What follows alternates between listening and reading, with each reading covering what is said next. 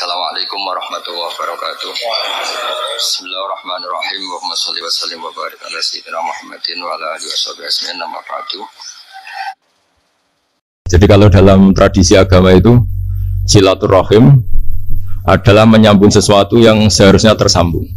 Agama yang masuk negara enggak konflik itu diantaranya paling spesial itu Indonesia. Karena para wali ini mendampingi kultur daerahnya tapi tidak benturan. Misalnya kalau orang Jawa dulu pakai sesajen di sawah-sawah, katanya dimakan penunggunya. Ya penunggunya sawah itu kalau dulu ya pikirannya itu makhluk gaib. Di era modern ya penunggunya itu ya kambing, ayam itu. Jadi ya memang yang makan itu akhirnya. Tapi dulu itu aneh diistilahkan dimakan penunggunya. Kalimat penunggu itu apa ya gak jelas, apa dengan tanda petik apa penunggu betul gak jelas. Wali-wali datang tidak mengkafirkan itu tapi terus dirubah jadi sedekah ke tetangga-tetangga. Jadi kultur itu enggak dilawan tapi cukup diubah. Jadi makan di demit menjadi sedekah ke tetangga. Nah cerita kurban juga seperti itu. Dulu tokoh-tokoh Quraisy penunggu Ka'bah itu dulu sudah ndak. Terus kurbannya itu ya pasti perempuan. Sudah musyrik kali hanya bagian masak. Boleh makan nanti mana-mana termasuk kebutuhan pokok manusia. Itu kalau kumpul-kumpul itu makan sehingga itu yang nyortir Abu Jahal CS itu. Jadi yang kurban harus hewannya bagus, spesial, bahkan nggak boleh dikawinkan. Hewan yang mau dikurbankan itu nggak boleh dikawinkan, nggak boleh pernah dikendarai, nggak boleh pernah dipakai bajak sawah dan sebagainya. Semuanya serba spesial. Nanti dikurbankan di Ka'bah, yang dijual Ka'bah. Nah pertanyaannya Ka'bah ini nggak memakan daging, yang untung ya ketua-ketuanya ini, karena Ka'bah tidak doyan daging. Dan itu ya di atas namakan Allah, ini demi taqarrub ila Allah, demi itu. Sehingga mereka bilang wa qalu hadhihi an'amu wa harsun hijrul la yat'amuha illa man nasa'u bi samihim. Ini hewan kurban harus spesial dan yang berhak makan hanya orang-orang spesial, yaitu para penunggu Ka'bah, para sadanatul bait. Tapi karena mereka sudah tidak benar, tidak jujur, Islam mau merubah tradisi itu. Tapi kalau tradisi itu dirubah, maka Islam akan terkenal pelit karena dari acara makan-makan menjadi tidak ada makan-makan. Jadi kadang kebenaran itu harus diganti dengan sesuatu yang tidak ekstrim, karena tadi dari acara makan-makan menjadi sama sekali nggak makan-makan. Maka terus diganti oleh Islam dengan kalimat udhiyah, dengan kata kurban. Nah kenapa itu harus terjadi? Karena kurban itu sebetulnya syariatnya Nabi Ibrahim, di mana orang Mekah itu memang turunan Nabi Ibrahim, sehingga sisa-sisa makan-makannya masih. Cuma mulai ada melenceng, ada sesajen, ada khurafat, ada bid'ah. Kemudian itu mulai masalah. Terus Rasulullah Muhammad SAW datang ingin benahi itu. Tapi yang dibenahi adalah menghilangkan kemusyrikannya, bukan makan-makannya. Akhirnya diganti oleh udhiyah. Nah kenapa ada kurban? Kalau dalam banyak literatur, Nabi Ibrahim alaihissalam itu Nabi yang paling dengan tanda kutip mengklaim kalau beliau itu orang paling sayang kepada Allah, paling dekat kepada Allah. Nggak ada yang dicintai selain Allah. Beliau memaklumatkan itu baik secara lisan maupun di gemuruh hatinya, di bisikan hatinya, di detak jantungnya, pikirannya seperti itu. Pas itu beliau belum punya putra karena beliau termasuk lambat punya anak. Suatu saat ditakdir punya putra, yaitu Ismail. Pas seneng-senengnya jalan, pas seneng-senengnya punya anak, sama Allah disuruh nyembelih. Anak kamu harus kamu sembelih. Ibrahim kaget. Kenapa ya Allah? Kamu adalah orang yang sering ngomong bahwa yang paling kamu cintai saya. Tapi setelah ada anak kamu, kayaknya enggak. Protes Nabi Ibrahim, Pak. Yang benar Gusti. Iya, harus anak kamu. Karena beliau kadung janji, kadung komitmen yang paling dicintai Allah, tidak ada yang lain. Saya akan mencintai engkau ya Allah, meskipun harus mengorbankan anak saya. Singkat cerita, terus disyariatkannya kurban itu.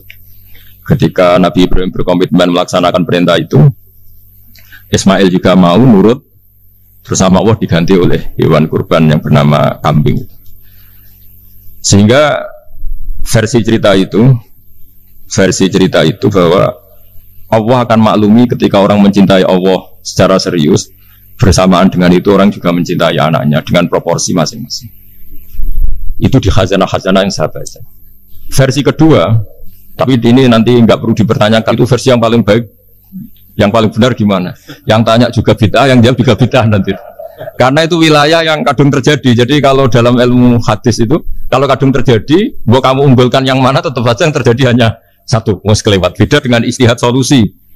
Karena mau terjadi ya kita uji coba. Kalau nggak cocok yang A ya cocok alternatif B, alternatif C. Kalau sudah kelewat mau gimana? Kalau salah ya salah aja kan. Versi kedua begini. Semoga versi kedua ini yang benar. Kalau ini benar keren. Nabi Ibrahim itu memaklumatkan diri. Kalau dalam bahasa Arab itu idea itu mengklaim bahwa dia adalah orang yang paling sayang terhadap makhluk Allah, semua hamba Allah. Terus beliau diterbangkan ke langit. Diterbangkan ke langit, ke alam malakut. Ya tidak usah ditanyakan cara terbang gimana, ribet nanti itu. Setelah diterbangkan di langit, wa kadzalika nuri Ibrahim malakutas samawati wal ardh, diperkenalkan alam langit, terus dipertontonkan. Itu ada sekian hamba Allah yang nyabu, yang ngefly, yang dugem, pokoknya yang maksiat-maksiat itu. Ibrahim ditanya sama Allah, gimana itu mereka-merekamu? Damirhum, habisi saja Allah. Mereka makan rezekimu, hidup di bumimu, tapi mereka tidak mengindahkan engkau. Matikan saja. Sama Allah diturutin. Jalan-jalan lagi sampai 3 kali peristiwa tempat-tempat maksiat itu dihabisin sama Nabi Ibrahim. Beliau minta sama Allah supaya itu dihabisin. Singkat cerita, terus beliau diturunkan sama Allah. Saat diturunkan, ya Allah tidak jawab, tidak apa. Allah itu punya sunnah, punya tradisi.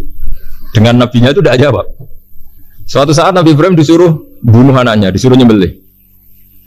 Protes kan? Buat samrotu fuadi. Ini kekasih saya, putra saya. Kenapa engkau nyuruh membunuh? Terus kata Allah, kamu tidak ingat di malam kamu saya mi'rajkan melihat hamba-hambaku dan itu yang bikin aku dan saya cinta sama mereka yang bikin saya. Kamu yang tidak saja minta dibunuh. Segerian gantian saya yang minta kamu tidak nurutin gitu. Kamu pas minta saya tidak tak pikir langsung tak turutin. Kenapa saya yang sekarang minta kamu mikir, tapi buah samrotu fuadi itu buah hati saya. Dan memangnya makhluk-makhluk itu makhluk siapa? Saya yang bikin. Kamu enak saja nyuruh bunuh. Nah semenjak itu jadi kearifan kita. Makanya ada guyonan di dunia kiai itu ada anak perempuan kan nggak lazim ya perempuan pakai GL Pro kalau dulu mungkin sekarang pakai ninja pakai celana jin. Siapa ngeluput suwuk? Siapa itu perempuan kok gitu? Ini ponakane jenengan Mbah astagfirullah, muga pangeran nyepuro. Jadi langsung rubah dari maksudkan menjadi ndak karena keluarga. Nah jangan-jangan kebencian kita pada maksiat itu oke, kita wajib benci maksiat, tapi tetap ada catatannya. Plus yang maksiat itu tidak orang yang terkait dengan kita. Coba kalau yang maksiat itu orang yang terkait dengan kita, itu anak kita, ponakan kita, mungkin istri kita, paling mintanya ya Allah ampuni. Sama-sama maksiat, yang satu minta dihabisin, yang satu kita minta diampuni. Fair gak kita sebagai manusia? Tidak fair. Tidak fair. Makanya kalau ada guyonan, ada supir salah dimarahin, pasti supir ini belum pegang rahasia. Tapi kalau sudah pegang kartu, si pajikannya punya apalah gitu, simpanan gitu, wah ini pegang. Berani marah gak? Jadi itu guyonan kiai. Makanya jadi manusia itu gak pernah adil sebenarnya. Makanya Allah pernah mensifati manusia itu wa kanal insanu zaluman jahula. Manusia itu sangat zalim dan sangat bodoh. Kalau misalnya jenengan tanya, orang soleh pun itu gimana? Orang soleh asal manusia tidak nabi, itu ya mesti ada zalimnya. Makanya kalau dalam kitab Hikam diterangkan, kitab Hikam itu kitab yang olah manusia. Itu menyebut begini, manusia itu siapa? Dijawab, manusia itu mangkanat mahasinuhu masawiyah. Orang yang ketika baik saja salah, apalagi ketika salah.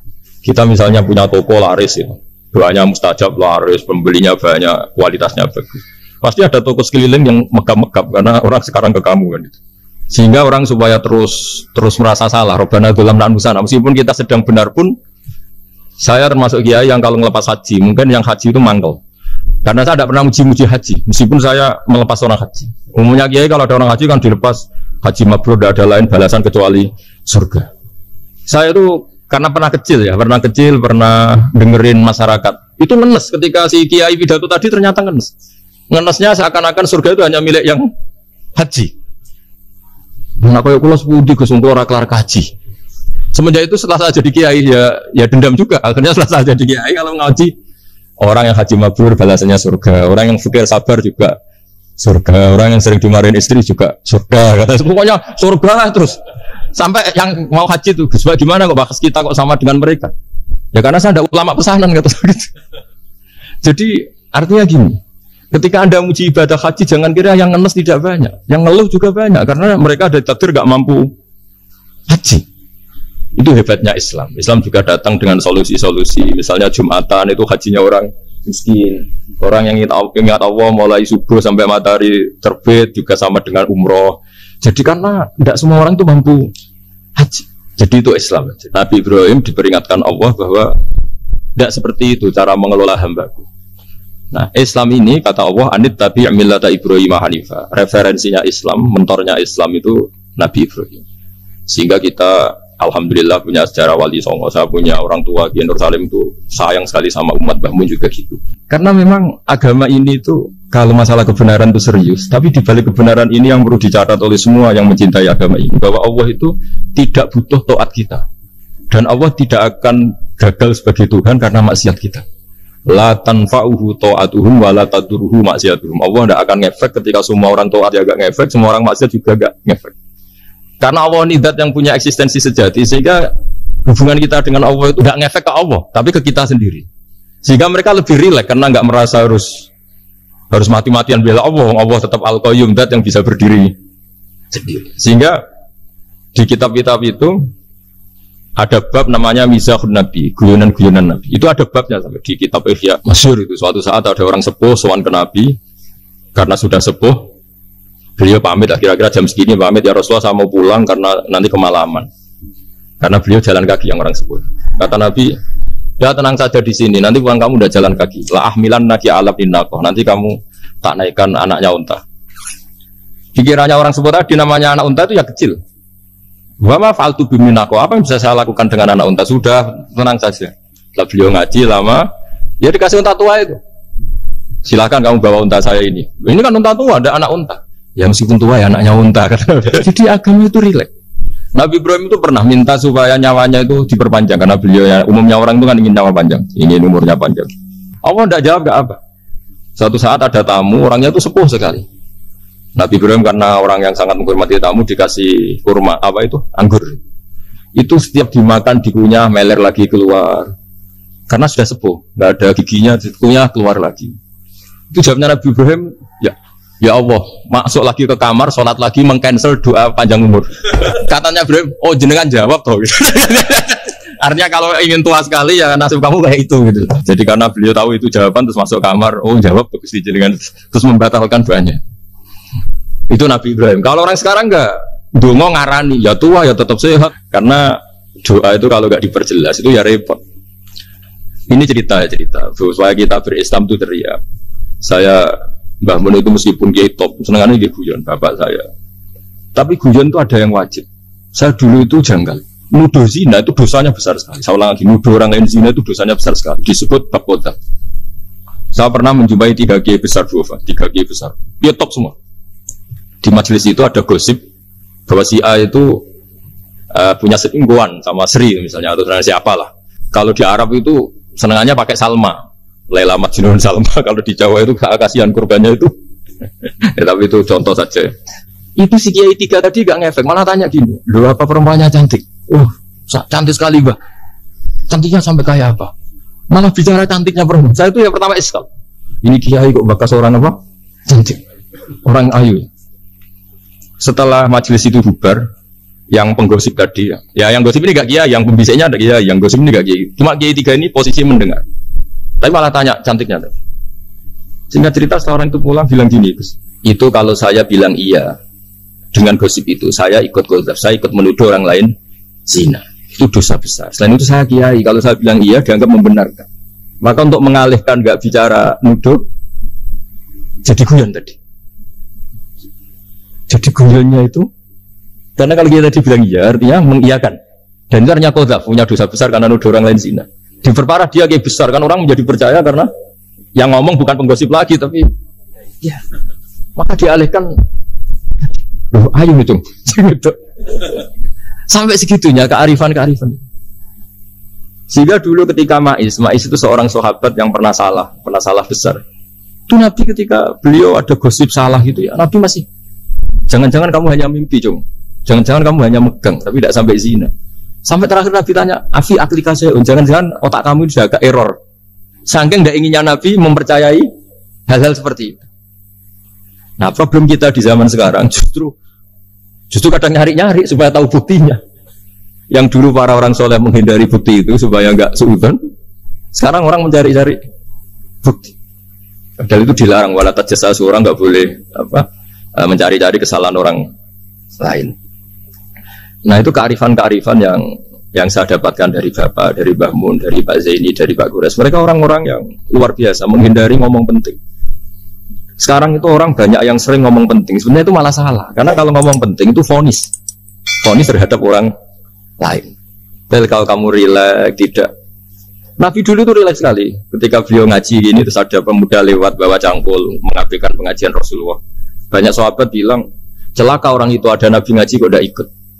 Jawabannya Nabi unik.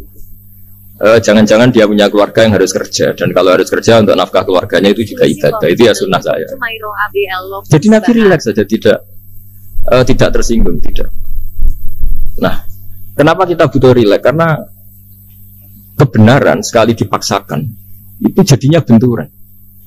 Dan itu wali-wali Songo itu dulu sudah berpikir seperti itu. Sehingga Pak Zaini yang sering ngendikan sama saya, kita ini bisanya mengikuti Mas Bah, kalau manggil saya Mas, tidak bisa benturan.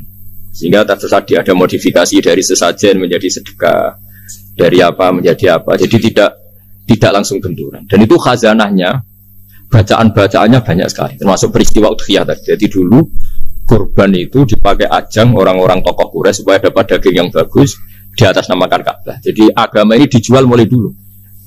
Kuno agama ini dijual. Dan agama mulai dulu ya prospek. Ka'bah itu bisa menyedot wisatawan berapa, wisata religi. Sehingga dulu ada Ka'bah tandingan, perhitungannya juga ekonomi. Jadi mulai dulu itu ya sudah seperti itu, mau apa Mang, apa bikin dunia seperti ini.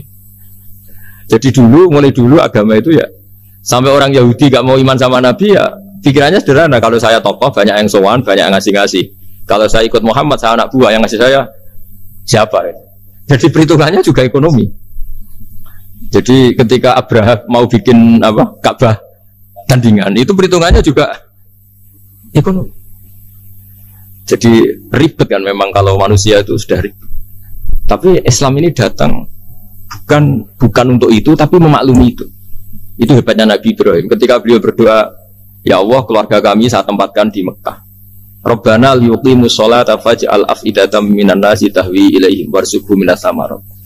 Cuma menurut Islam dibalik, ya Allah, kita ini ingin anak-anak kami ini bersujud kepada Engkau, ingin anak-anak kami ini melakukan sholat. Tapi mereka ini manusia yang untuk ketahanan hidupnya butuh makan, butuh rizki, butuh ekonomi. Maka tolong ekonominya dijaga ya Allah. Jadi dibalik, demi sholat menjaga ekonomi. Jangan dengan demi ekonomi meninggalkan sholat. Jadi dibalik, jadi demi sholat menjaga ekonomi. Juga termasuk menjaga politik. Andaikan tidak ada orang Islam yang cakap politik, terutama yang soleh-soleh.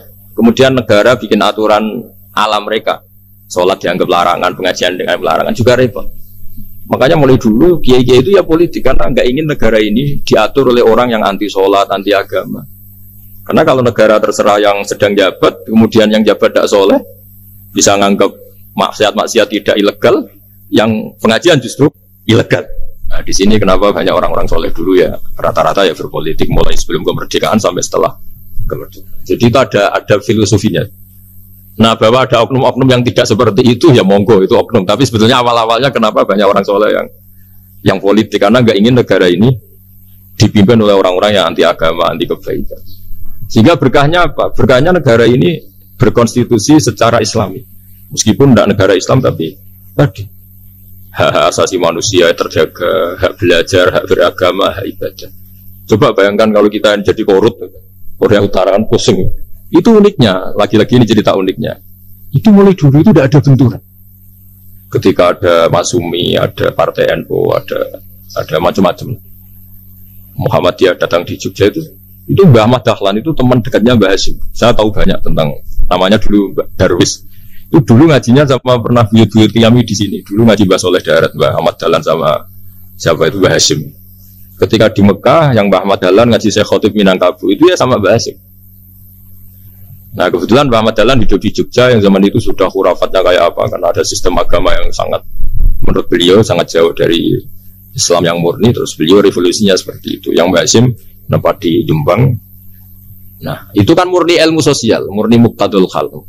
Terus beliau punya metode yang berbeda, tapi nggak masalah, mulai dulu nggak masalah. Kemudian jadi kalau yang kadang-kadang memasalahkan tuh ya memang yang nggak tahu masalah. Sebenarnya dulu dia biasa aja, karena ya itu urusan metode, urusan. Saya teruskan masalah ukhiyah. Jadi yang diceritakan Nabi Ibrahim tadi bahwa benci seseorang kita atas namakan maksiat itu tidak segampang itu. Karena jangan-jangan kebetulan yang maksiat itu keluarga kita. Apakah kita punya kebencian yang sama saat yang maksiat itu keluarga kita, atasan kita, teman kita? Ya kayak tadi. Kalau saya corong jadi belanjani janji, ada orang janji sama saya nggak tepat waktu, saya bisa marah, itu pasti sebabnya jelas. Itu bawaan saya nggak berjasa sama saya. Kalau kata dokter Klik nggak cantik. Intinya Nabi Ibrahim itu coba kalau yang maksiat itu anak kamu berharap saya ngasih tobat kan? Bukan langsung tak habisin kan? Intinya Allah ingin bilang ke Nabi Ibrahim, andai kan yang maksiat itu anak kamu, ingin saya menghabisi apa tak kasih tobat? Ya kasih tobat ya. Ya seperti itu saya yang bikin. Maka di Al Azhar sana kalau cerita orang-orang alim itu masyhur. Ada tempat maksiat mau dihabisin sama orang-orang yang sangat keras. Ketemu Syekh Mutawalli Sarawi, ditanya, andai kan mereka mati saat maksiat, itu mereka ke surga apa ke neraka? Ya ke neraka. Ditanya sama Syekh Mutawalli, kalau mereka ke neraka, akan ada lika murad dan Nabi, apa seperti itu yang digadaki Nabi, umatnya mati terus masuk neraka karena belum tobat? Tidak, Nabi inginnya mereka tobat dulu. Ya sudah, jangan dihabisin. Kamu berproses ikut mentobatkan mereka. Kebetulan ini mau mendengar. Jadi kita lunak, kita baik itu ya semuanya ingin Allahum yarji'un, semoga mereka kembali, mereka tobat. Bukan lunak dengan arti mengakui maksiat itu satu kebaikan, itu yang bahaya. Kalau lunak sampai mengakui itu maksiat itu kebaikan, itu bahaya sekali. Tapi kita lunak karena kita ingin berproses untuk bertobat. Karena tadi kalau kita punya nurani itu mesti, andai kan yang maksiat itu anak kita atau teman dekat kita atau orang yang berjasa sama kita, apa kita bisa tegas? Kira-kira gimana? Waqat adabbahu ta'ala khalilahu Ibrahim fi ba'di mawatinihi al-azimah. Jadi Allah kalau dalam bahasa Arab memberi teguran itu namanya takdib. Makanya kalau orang nakal itu, kalau orang Jawa bilang kurang ajar. Sebenarnya ajar itu kan tahun ajaran baru. Ajar itu kan barang baik. Ya kan disebut tahun ajaran baru. Pengajaran, ajar itu kan barang baik. Jadi kalau kurang ajar berarti kurang baik. Itu bahasa Arabnya orang yang kurang ajar perlu diajari. Itu kalau orang Arab bilang ditakdib, diwarai toto kromo, diadabkan. Jadi belum punya adab diadabkan. Jangan lupa like, komen, dan subscribe.